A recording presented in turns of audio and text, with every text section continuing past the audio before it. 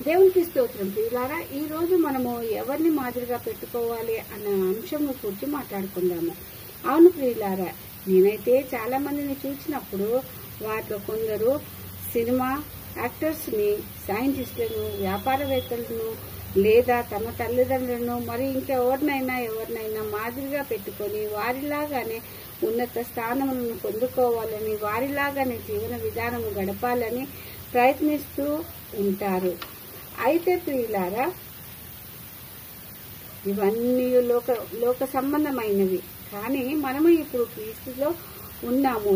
ఎవరిని మార్గదర్శకముగా తీసుకోవాలి అన్న ప్రశ్నకు ప్రభువు ముందుగానే పరిశుద్ధ గ్రంథం నందు వ్రాయించి ఉంచినాడు.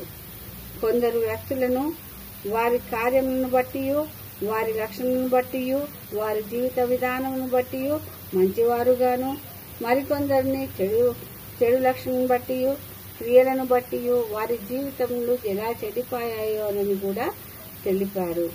యాకోబు 5వ అధ్యాయము 10-11 వచనములలో, నా సహోదరులారా, ప్రభు నామమున బోధించిన ప్రవక్తలను శ్రమానుభవమునకును ఓపికకును మాదిరిగా పెట్టుకోమని చెప్పుతూ ఉన్నాడు. ఎవరినంట? ప్రభువు యొక్క నామములో బోధించిన ప్రవక్తలను శ్రమానుభవమునకును ఓపికకును మాదిరిగా పెట్టుకోమని చెప్తూ ఉన్నాడు. ఇంకా శ్రమలను సహించిన వారిని ధన్యులు అని కూడా దేవుడు అంటున్నాడు. అయితే ఇక్కడ మనము యోబు యొక్క సహనమును గూర్చి తెలుసుకుందాము. ఆయన ఎంత జాలి కనికరము కలవాడో తెలుసుకుందాము. ఇదే కాదండి, యోబు 31:16-23లో, బీదవారికి సహాయం చేయక విధవరాండ్ర యొక్క కన్నులను క్షీణింపజేసినను, తల్లిదండ్రులు లేని వారికి అన్నంలో కొంచెమైనను ఇవ్వక, నేనే ఒంటరిగా భోజనము చేసిన ఎడల, బీదలకు సహాయము చేయక, వస్త్రహీనునికి వస్త్రములను నీయక, నా గుమ్మంలోనికి సహాయము కొరకై వచ్చిన వారిని ఆదరించక, తండ్రి లేని వారికి అన్యాయము చేసినచ్చో, పరముననున్న నా దేవుని దృష్టికి నేను వేషధారిని అవుదును. అప్పుడు నా ప్రత్యర్థి నాపై ఫిర్యాదు చేసిన సర్వశక్తుడు నాకు ఉత్తరమును, అంటే నోటీసును ఇచ్చునని దాని అర్థము. కాబట్టి నేను భయముతో తండ్రి లేని వారికి, దిక్కు లేని వారికి నా ఇంట తండ్రినై పెంచినాను అని చెప్తున్నాడు.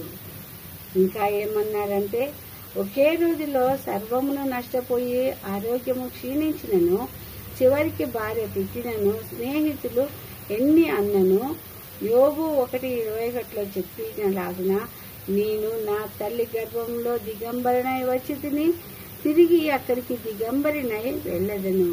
యెహోవా ఇచ్చను, యెహోవా తీసుకుని పోయెను, యెహోవా నామమునకు స్తుతి కలుగును గాక అని స్తుతించెను. కాబట్టియే యోబు 42:12-13 వచనాలలో యెహోవా అతనిని రెండింతలుగా సమస్తములో మరియు కుమారులు కుమార్తెలను కూడా రెండింతలుగా ఇచ్చెను.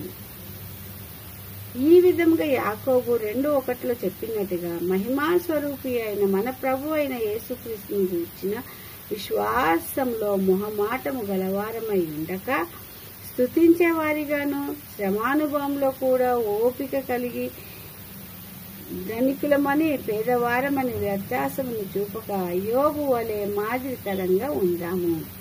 మరియు ఉపవాసం ఉన్నప్పుడు కూడా చేయవలసిన కార్యములు ఇవియే. అయితే వీటిని మనము యెషయా 58:7 వచనంలో చూస్తాము. ఈ విధముగా జీవించుటకై తన పరిశుద్ధాత్మ తోడును సహాయమును దేవుడు మనకు దయచేయును గాక. ఈ కొద్ది వాక్యమును దేవుడు దీవించును గాక. ఆమేన్, ఆమేన్, ఆమేన్.